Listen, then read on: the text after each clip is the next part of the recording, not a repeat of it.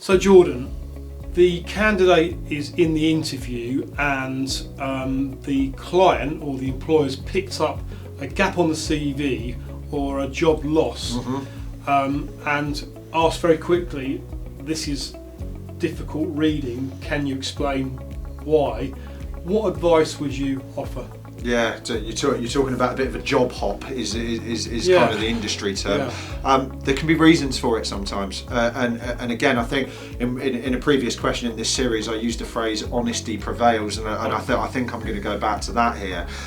What we often see, we see a lot of CVs every day, as you know, and they're 2020 was a real hotspot for there being losses of jobs. You know, you can't help being made redundant. You know, but the best bit of feedback that I would give is I would have already let the interviewer know about the reason prior to the interview. Okay. Or if that hasn't happened, would you suggest perhaps bringing it up quite quickly, get the elephant in the room on the table? I always think it's best for the candidate to make reference to something that could be a potential objection rather than letting them hit you with it. So your advice is to keep control if you're the candidate, bring that up and say, you may have noticed on my CV these two situations. I want to draw attention to it. Tell you up front the situation, then get if you on don't, to the good stuff. There's some employers, and you can understand this, there's some employers, if you don't do that they might think that you're trying to hide that from them, or it just never comes up, and then they could leave, and it might be between you and one other person, and they go, oh yeah, but Jordan over there did a lot of moving around, and we never asked him the reason. I think it's fair to say that some CVs where there is, let's say, the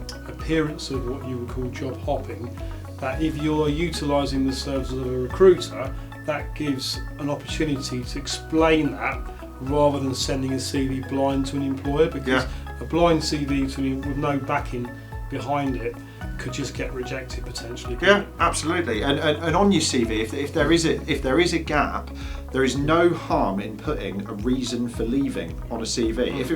Especially if it was you'd also advise that. I wouldn't necessarily put reason for leaving. I didn't like my boss. You know, in this case. In this case, I like my boss quite a lot. But if it was a redundancy, for example, I would absolutely make reference to it in the CV in the first place. So if it's a redundancy specifically, you'd actually make reference. Because you can't help that. That's not. I went there. I didn't like it, so I moved on. I would suggest many people wouldn't say that on their CV. They're scared. They seem to be scared to do it, but it's not your fault. You've been forced into a position. So I would mention it on the CV, and then I would absolutely, as you said, you get it in there in the interview before they do. That's good advice. Thank you, John.